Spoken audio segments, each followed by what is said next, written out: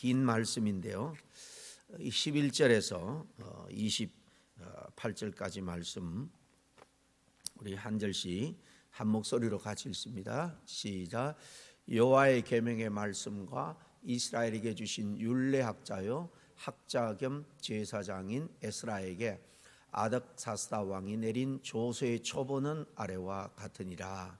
모든 왕의 왕 아덕사스다는 하늘의 하나님의 율법의 완전한 학자 겸 제사장 에스라에게 조서를 내리고 우리나라에 있는 이스라엘 백성과 그들 제사장들과 레위 사람들 중에 예루살렘으로 올라갈 뜻이 있는 자는 누구든지 너와 함께 갈지어다.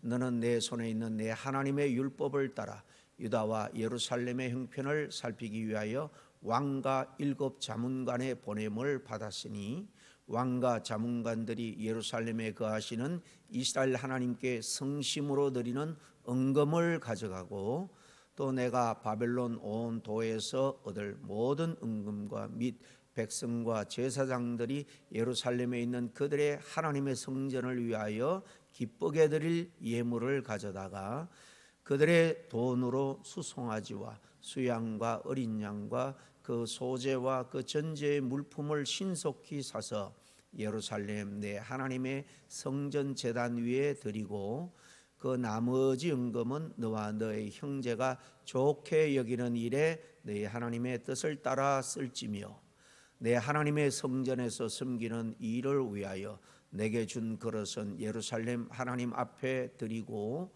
그 외에도 내 하나님의 성전에 쓰일 것이 있어서 내가 드리고자 하거든 무엇이든지 궁중 창고에서 내다가 드릴지니라.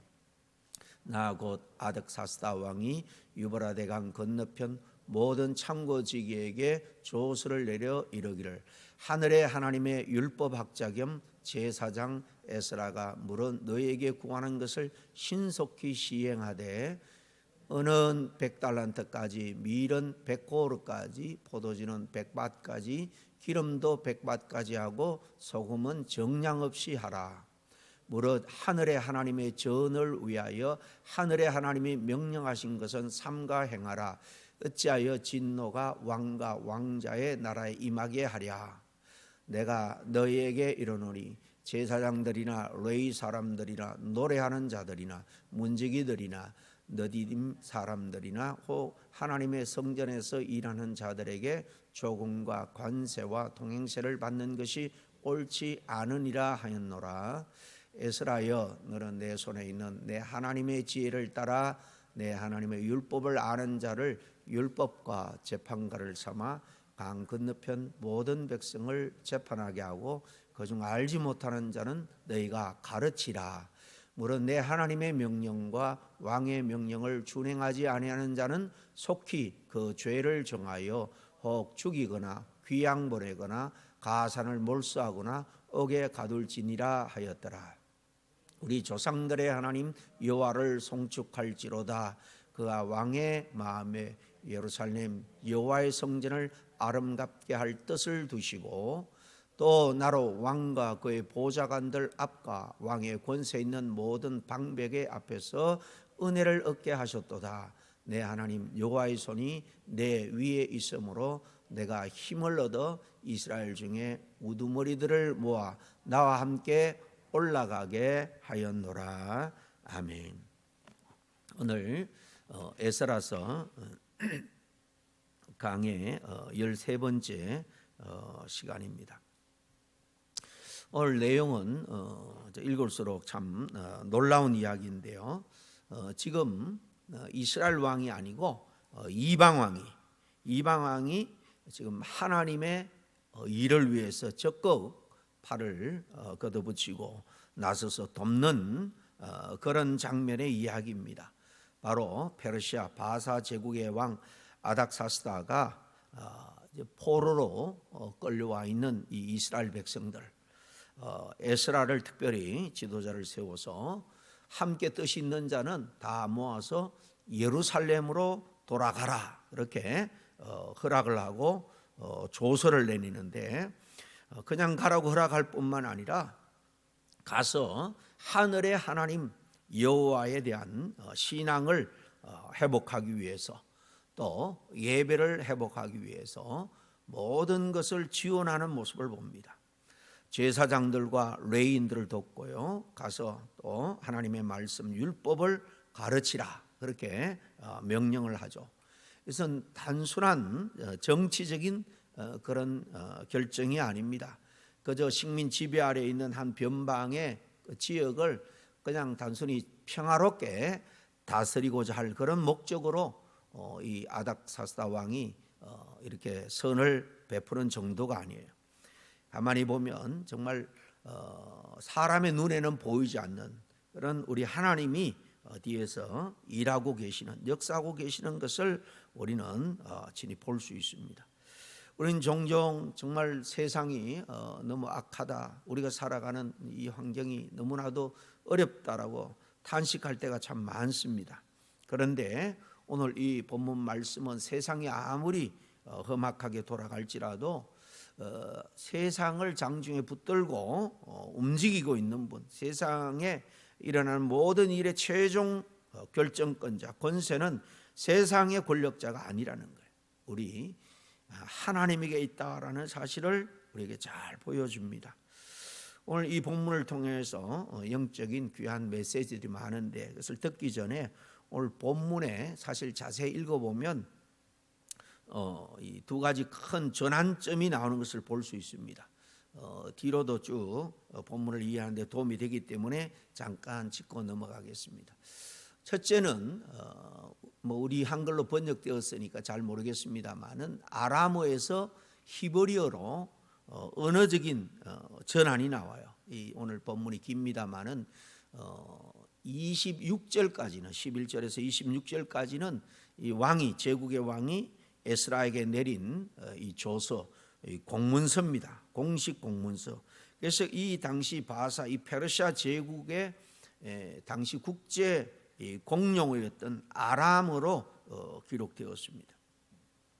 사실 예수님 당시에 이 제국 밑에서 오래 식민 지배를 받았기 때문에 일반 백성들이 쓰는 언어는 아람어였어요. 아람어.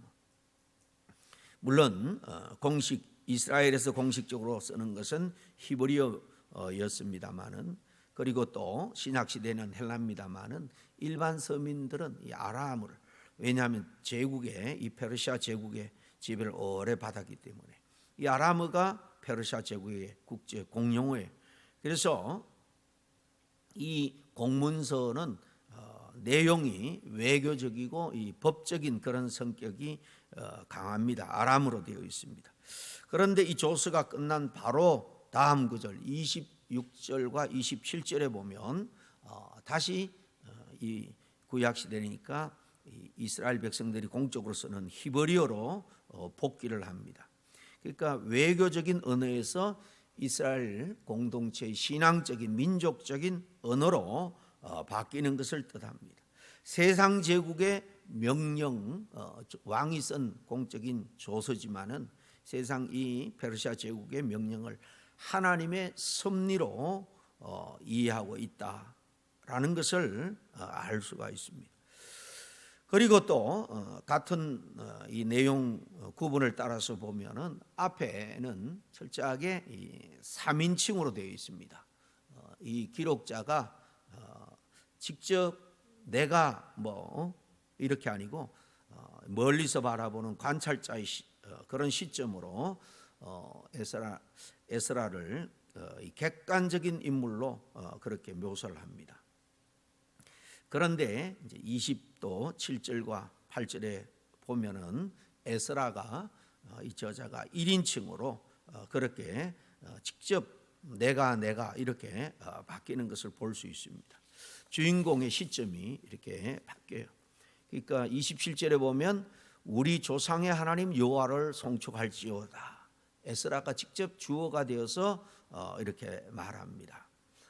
백성들에게 말하죠. 28절에는 내 하나님 여호와의 손이 내 위에 있으므로 내가 힘을 얻어 내 하나님 내 위에 내가 내 아이라는 이 1인칭 표현이 이제 전체적으로 나오는 걸 볼 수 있습니다.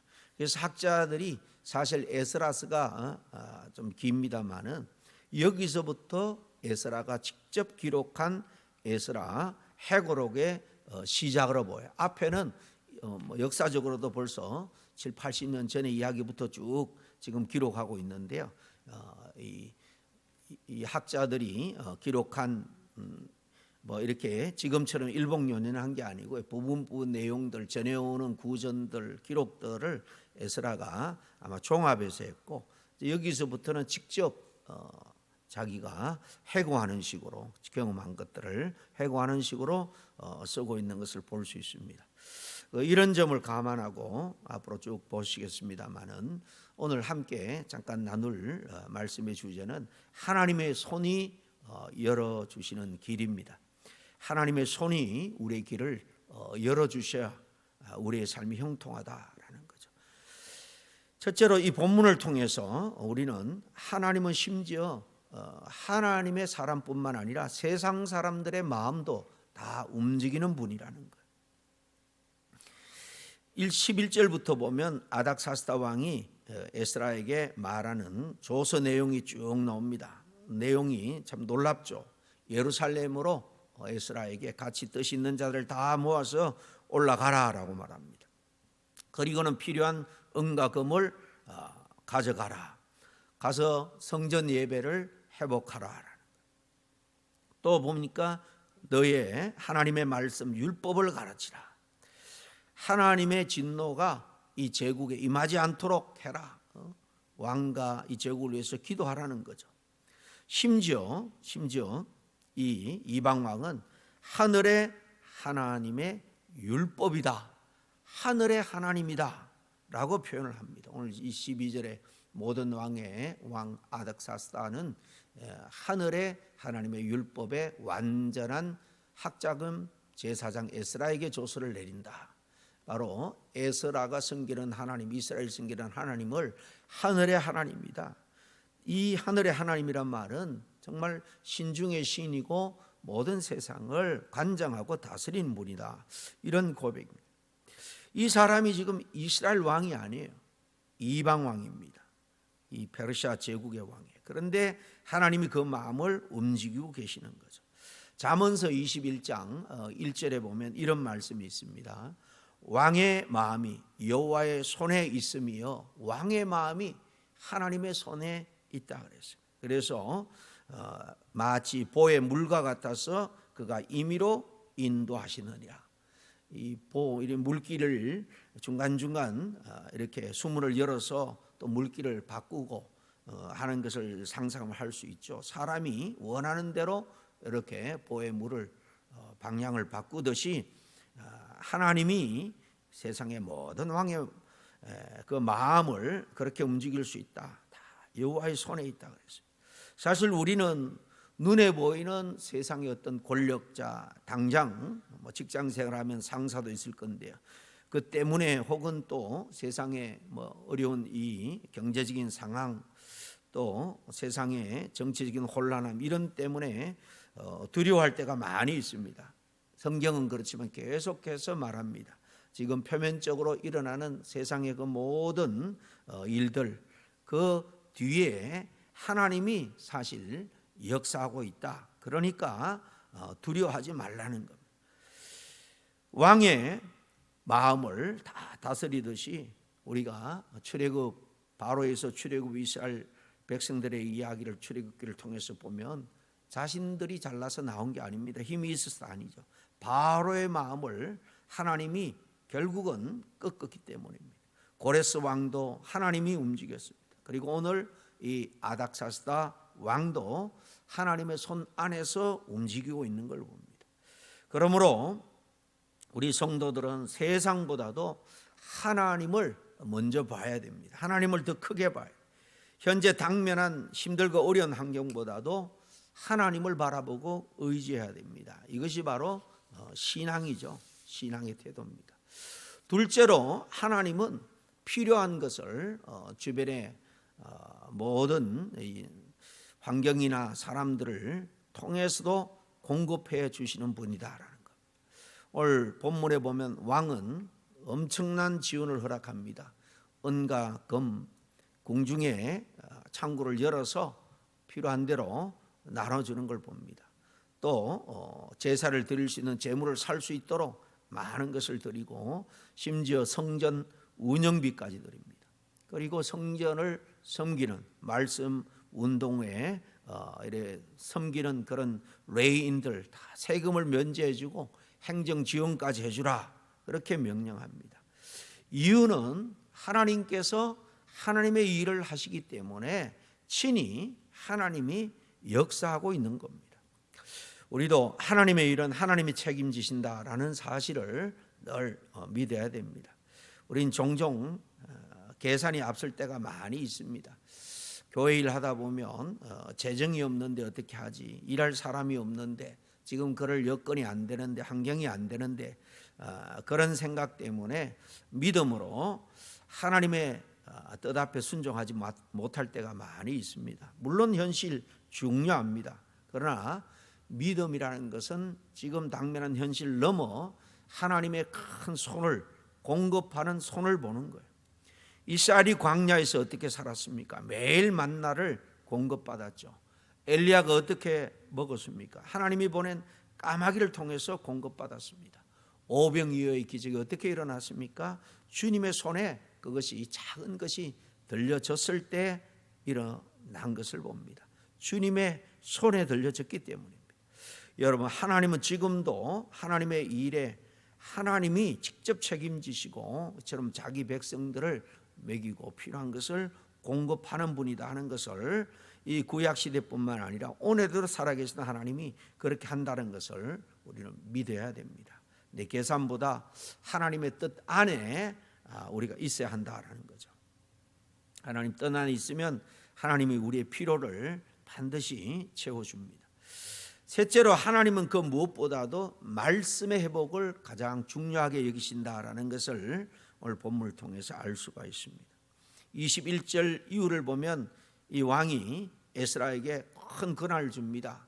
그 중에 가장 핵심적인 내용은 뭐냐 하면 율법을 가르치라는 거죠. 25절에 에스라여 너는 내 손에 있는 내 하나님의 지혜를 따라 내 하나님의 율법을 아는 자를 법관과 재판관을 삼아서 강 건너 모든 백성을 재판하게 하고 그 중에 알지 못하는 자는 너희가 가르치라. 말씀을 가르치라는 거예요.